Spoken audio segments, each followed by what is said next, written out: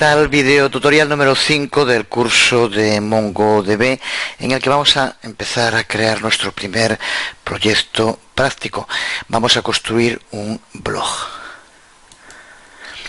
La razón de la elección es que el blog funciona como una aplicación CRUD, que seguro que ya sabes, viene de Create, Read, Update and Delete. Creo que es el mejor modo de introducirnos en el desarrollo web con PHP y MongoDB. Usaremos una interface muy sencilla, mediante HTML y CSS, que contendrá simples cajas de texto y botones. Una base de datos MongoDB será la que almacenará todo el contenido y PHP será el encargado de lidiar con el trasvase de datos entre el front-end y la base de datos. Al construir las herramientas para poder crear, leer, actualizar y borrar artículos del blog, estaremos aprendiendo cómo salvar, cómo leer y cómo eliminar documentos en MongoDB. Y lo primero que tendremos que hacer es ejecutar el servidor MongoDB, ya que es el encargado de poder mantener en funcionamiento todos los datos de la aplicación. También puedes tener abierto el shell de MongoDB, aunque no vamos a trabajar directamente con él, puede ser interesante para poder explorar los datos que se encuentran en las distintas colecciones. Pero desde luego, para empezar, inicia el servidor MongoDB. En el anterior video tutorial vimos cómo insertar documentos en una colección al vuelo usando el método insert desde el shell interactivo de Mongo. Pues ahora lo que vamos a hacer es llevar a cabo el mismo proceso para empezar, pero vamos a hacerlo usando PHP. Esta es la primera parte de nuestro proyecto que ya iniciamos. El proceso es tremendamente sencillo. Lo único que vamos a necesitar es una página web que nos muestre un formulario en el que podamos escribir el texto del artículo y posteriormente un botón que nos permita enviar ese artículo para guardarlo en la base de datos. Aparte de esto, lo único que necesitamos es darle un poco de estilo CSS, también muy sencillo porque nos vamos a centrar sobre todo en las funcionalidades del backend. Lo vemos primero en funcionamiento. Esta es la página web en la que aparece el formulario con un poco de estilo, y aquí ahora tenemos que ir incluyendo los posts con un título, un contenido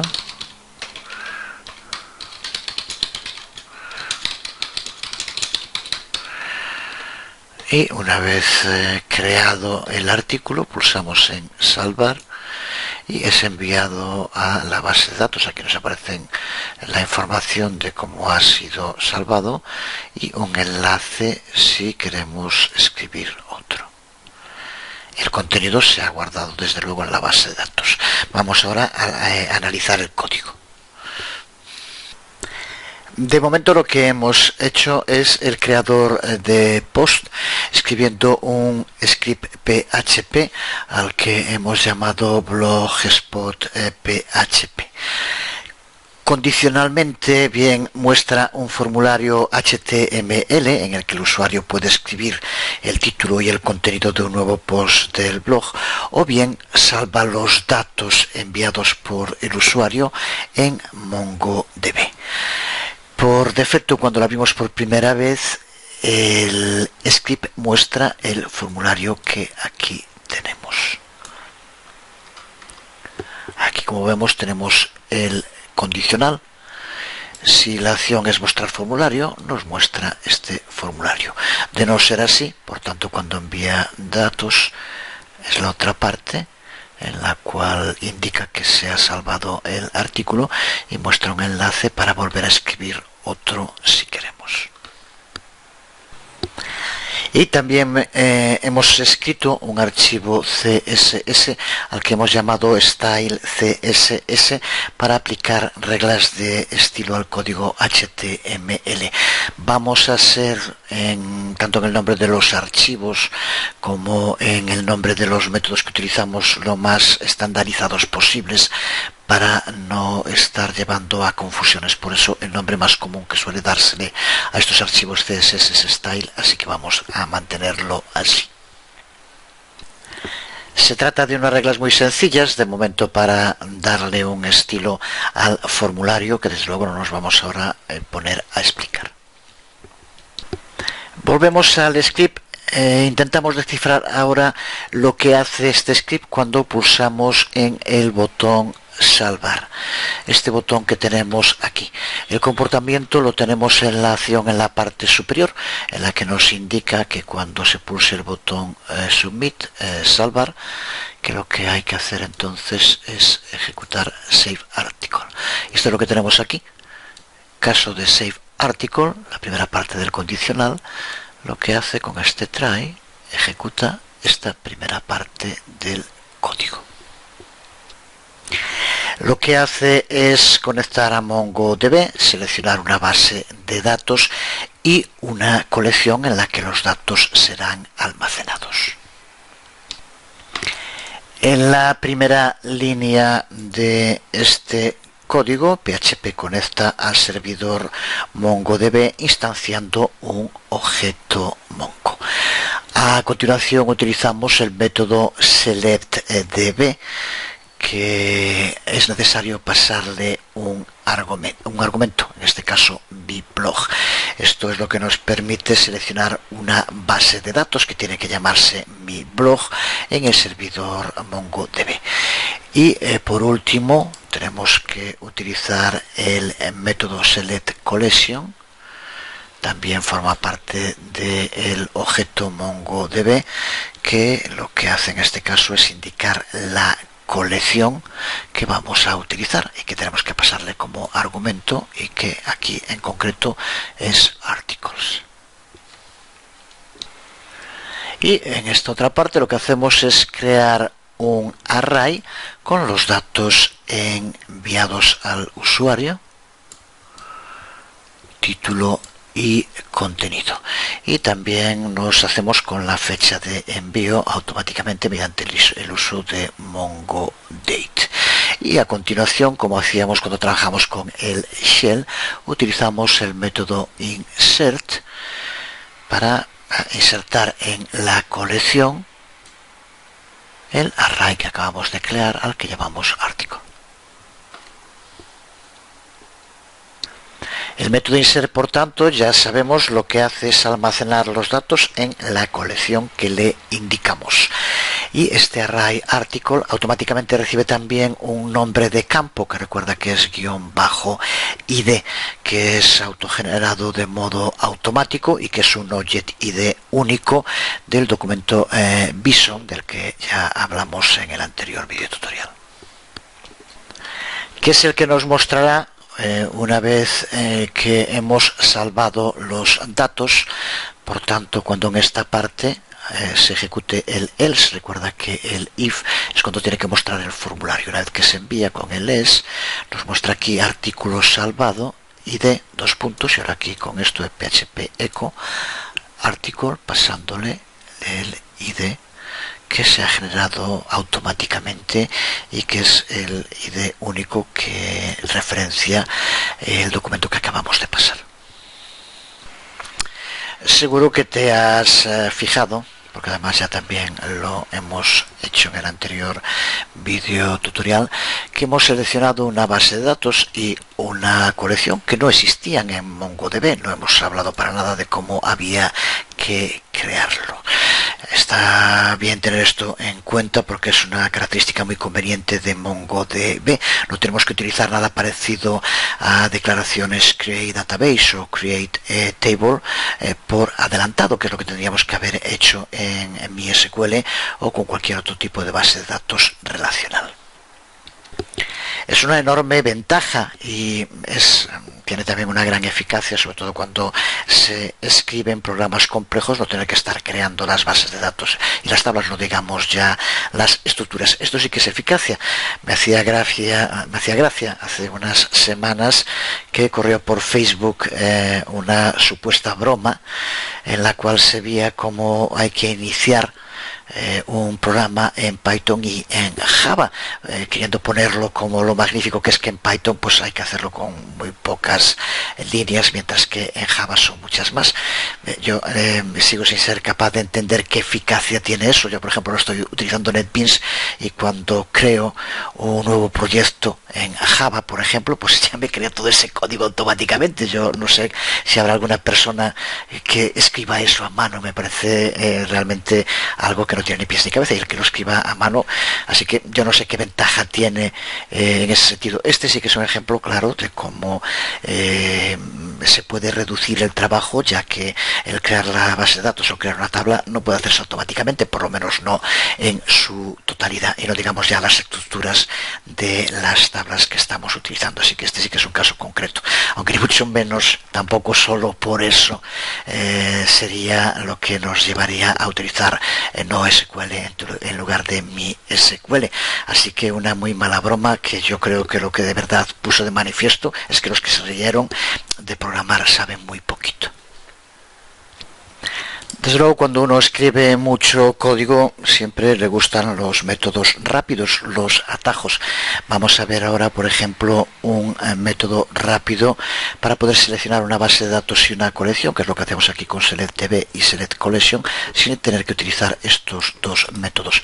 Irá con el código como un comentario, bueno, que aquí podemos ver en esta línea, mediante el uso de estas dos flechas, Connection MyBlock Articles.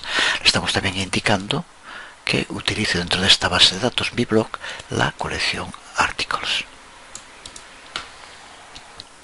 Veamos otro tema importante que tiene que ver con el modo de funcionamiento interno de MongoDB.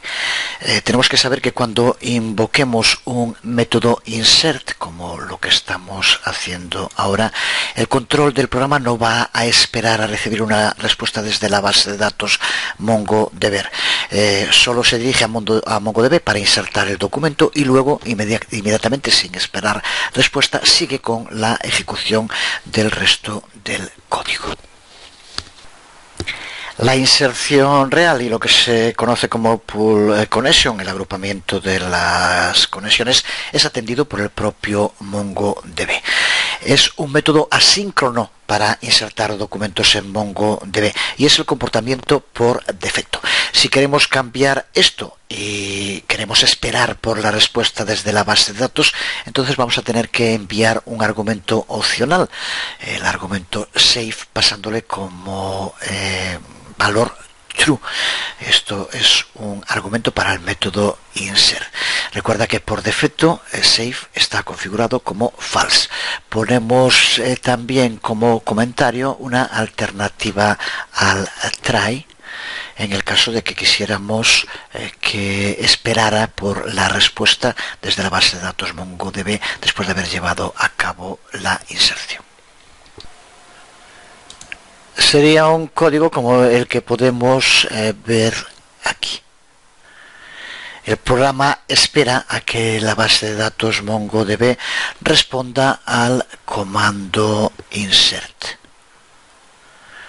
Cuando tiene lugar la declaración, la respuesta, entonces es cuando se ejecuta el eco, que será indicando que se ha llevado a cabo de modo correcto, y si no es así, indicando el error. Para ello, como vemos, utilizamos el Mongo Cursor Exception para que lance el error si se produce. También de este modo, con lo que se denomina el modo seguro, lo que hace es devolver un array en lugar de devolver un valor booleano, como hace cuando utilizamos el valor por defecto, que es el que utilizamos cuando no se indica un valor para save igual a true.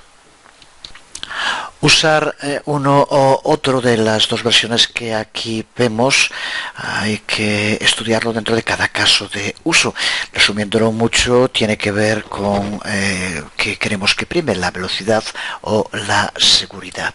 Si lo dejamos como viene por defecto, desde luego que va a ser bastante más rápido, pero con ello podemos encontrarnos con situaciones como por ejemplo que tengamos posteriormente un error porque se ha enviado un ID que ya existía, por poner uno de los ejemplos más comunes cuando se produce un error en la inserción. Además, cuando hacemos un insert safe, cuando configuramos el parámetro safe como true, podemos también añadir un parámetro opcional timeout, que será el que especifique durante cuánto tiempo, cuántos milisegundos el programa esperará a una respuesta de la base de datos cuando está llevando a cabo un insert. El código sería como el que podemos ver aquí, mediante el uso, como vemos aquí, aparte de save true, timeout también como true. Seguimos viendo cómo generar IDs personalizadas, porque aunque como ya sabemos MongoDB asigna una ID única para cada documento que insertemos, podemos configurar ese campo ID de un documento explícitamente nosotros mismos. Es útil para situaciones en las que queremos dar a cada documento un identificador único derivado de alguna regla que queramos aplicar. Este sería un ejemplo de código de ese tipo.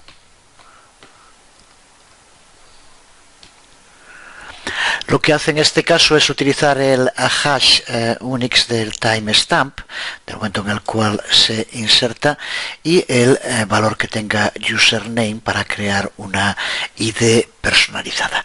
De todos modos, cuando configuramos el ID de este modo, puede que no sea único, por eso tendremos que usar siempre un insert safe, lo que nos asegura que cuando haya más de un documento en la colección que tenga el mismo ID, entonces se lanzará un Mongo cursor excepción indicándolo. Debemos también fijarnos en el uso del objeto Mongo Date. En esta línea puedes ver que hemos añadido un campo extra al que llamamos Save At, junto con el título y el contenido. Por lo tanto, irá con cada uno de los artículos cuando lo insertamos. El valor de Saved At es un objeto MongoDate que representa el tipo de dato en el formato BSON, del que ya hablamos en el anterior video tutorial y que hace referencia al ISO date. En definitiva, cuando instanciamos un MongoDate, lo que hace es darnos el actual timestamp UNIX, la fecha y hora del momento en el cual se lleve a cabo la inserción, que podemos posteriormente utilizar en nuestro proyecto, en este caso recuperarlo para que se muestre en los posts. Pues con esto debería estar claro cómo podemos almacenar datos en MongoDB y ya estamos preparados para aprender cómo recuperarlos.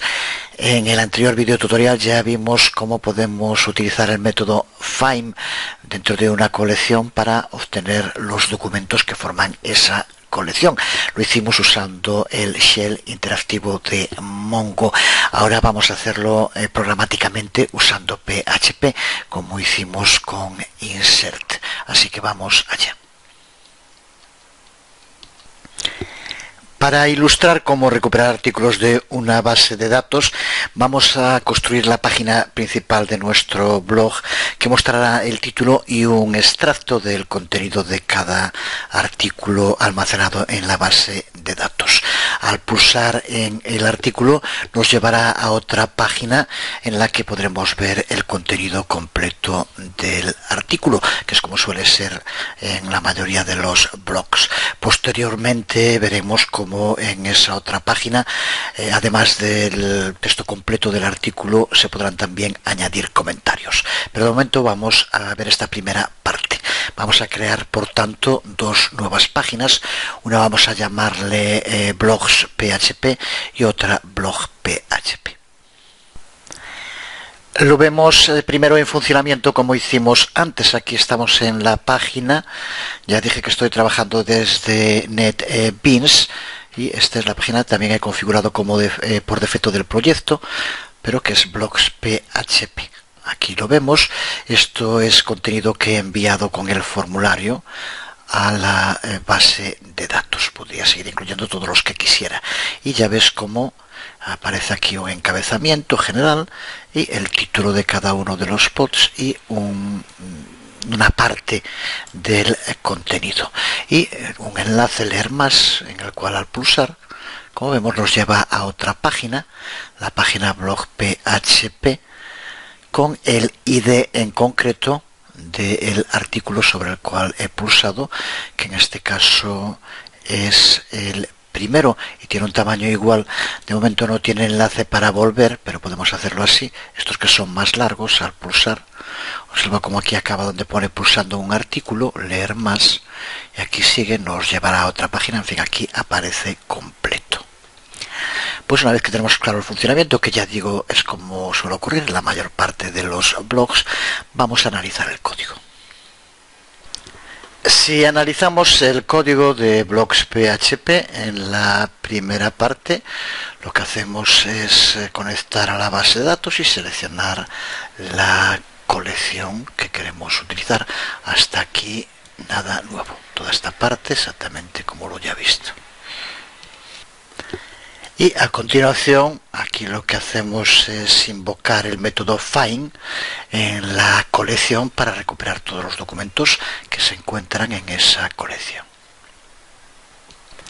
Este método find nos devuelve un objeto Mongo cursor, un objeto que podemos usar para iterarnos a través de los resultados de esa consulta a la base de datos, que es lo que hacemos en la porción HTML del código. En este código, como vemos, utilizamos while para iterarnos sobre el objeto Mongo cursor para extraer cada uno de los artículos uno por uno y mostrar su título y los 100 primeros caracteres de su contenido. Cuando pulsamos en el enlace leer más, nos lleva al archivo blog.php, al que, como vemos, se le pasa la ID del artículo como un parámetro HTTP GET. Si vamos a este archivo blog.php, vemos que utilizamos el cambio que aquí podemos ver, el método find1 en lugar del método find que utilizábamos antes, enviando el valor de ID como un parámetro para este método find1. Este método se usa para recuperar un único documento, a diferencia de lo que hace find, que usamos para recuperar el conjunto de documentos de un Mongo, de una colección.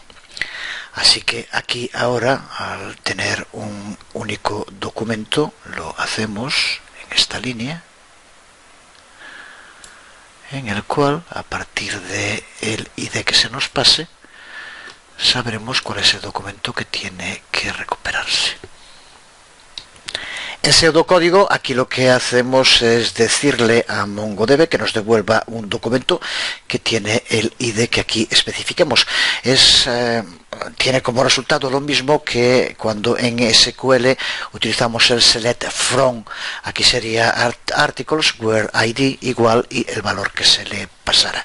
Así que, por lo tanto, aquí tenemos un modo de recuperar un documento concreto de una colección. De nuevo, como siempre que sigas un curso, intenta siempre en las prácticas pasar de lo concreto a lo abstracto. Este código es el que te va a permitir recuperar documentos de una colección con muy pocos cambios en cualquier caso. Hacer también referencia en el código de blogs.php al uso de los métodos de Mongo Cursor, hash, next y getNext. Lo que hace aquí en el loop while es que mientras siga habiendo algún otro documento que devolver, que nos vaya devolviendo el siguiente. Esto es lo que permite, mediante este simple loop, que nos muestre todos los posts con lo que ya aquí dijimos. Terminamos este video tutorial hablando por primera vez del lenguaje de consulta de Mongo, lenguaje que se denomina Mongo Query Language. Las consultas son expresadas como objetos JSON, aunque para ser más precisos son objetos BSON, que ya conocemos. Estos objetos son pasados como argumentos al método find. Por ejemplo, esta consulta aplicada en el shell de Mongo obtiene todos los documentos de una colección llamada películas y que tiene su campo género configurado como aventura. Esto recuerda que es el código genérico del lenguaje de consulta de Mongo, sin aplicarlo en ningún lenguaje de programación en concreto. Así que por lo tanto, esto es un ejemplo más de los snippets que debes de ir recolectando para en su momento saber cómo utilizar el lenguaje de consulta y todo lo que estamos viendo.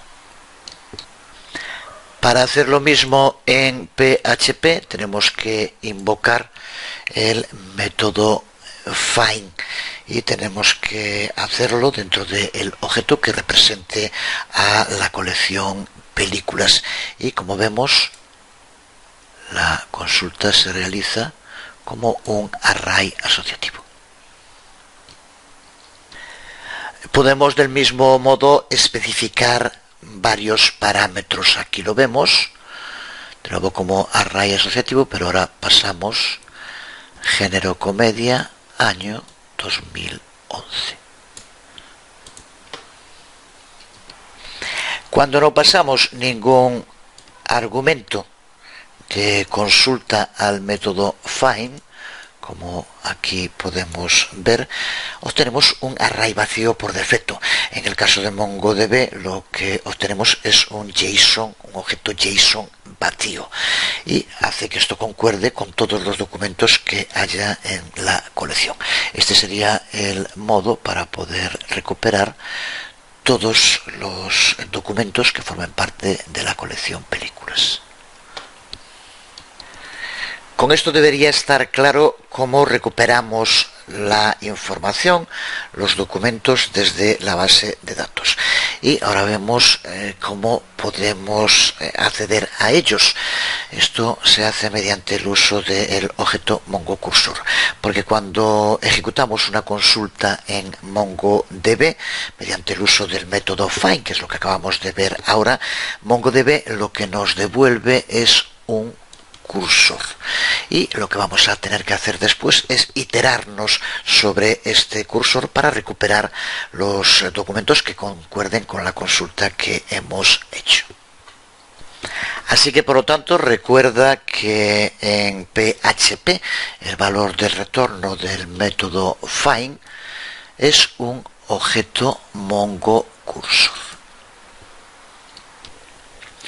En este otro snippet de código lo que haremos será, en la primera parte, obtener todas las películas del género aventura, y a continuación nos iteramos sobre todos los resultados mediante el uso de un loop while. Ya hemos hablado de ellos en el código, pero recuerda que el método hasNext lo que hace es comprobar si hay o no más objetos en el cursor.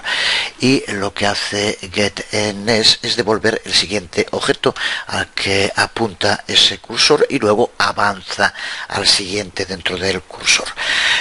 Recuerda también, o tenga en cuenta, que estos documentos no son cargados en la memoria a menos que invoquemos bien hasNext o bien getNext. Esto es bueno para mantener un uso bajo de memoria. Desde luego podemos utilizar otros loops en lugar del loop while. Por ejemplo, aquí sería el snippet de código mediante el uso del loop for each,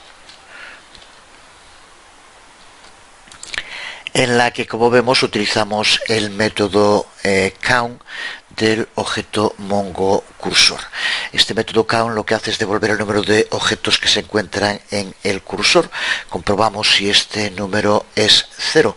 En el momento en el que sea 0, quiere decir que no se han encontrado resultados, así que se salta la ejecución de la sección for each a partir de ese momento. Si estás más habituado a trabajar con PHP y en lugar de querer trabajar con un cursor lo quieres hacer con un array, entonces podemos utilizar la función preconstruida de PHP, iterator to array, que es la que vemos aquí que aplicamos a cursor. Este array contiene todos los objetos que están en el cursor y podemos luego iterarnos del modo en el que lo hacemos normalmente en un array regular en PHP. Aunque puede tener una desventaja, en este caso la información se carga en memoria y cuando son los datos que nos devuelven de mucho peso, aunque tendría que ser, pues por ejemplo, por encima de 1 giga, puede que se ralentice y ocupe más memoria de la que sería conveniente. Así que es una alternativa por si alguien quiere hacerlo con PHP, aunque se pierde alguna de las mejoras que nos permite el uso de MongoDB. Y ahora sí, en la parte final ya del video tutorial lo vamos a dedicar a hablar de las consultas condicionales, porque además de usar consultas basadas en igualdad, utilizando el símbolo igual, también podemos hacer consultas condicionales en MongoDB usando operadores como los que puedes ver ahora aquí en pantalla.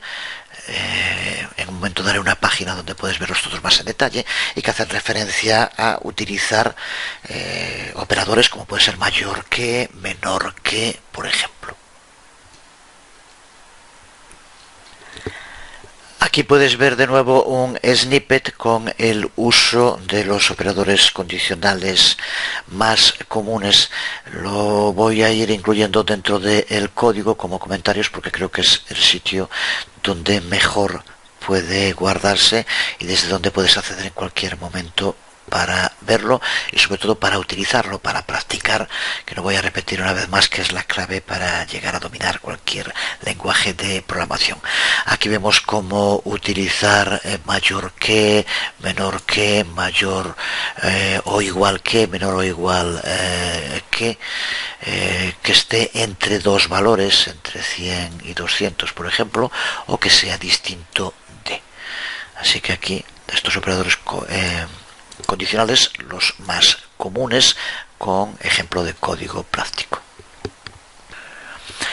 Solo indicar que cuando utilicemos algún operador que lleve como prefijo el símbolo del dólar, tenemos que ponerlo entre comillas simples, no dobles. Cualquiera que haya trabajado un poco con PHP ya sabe que no puede hacerse, porque si no, PHP lo consideraría como un string, pero simplemente indicarlo para que no produzca errores.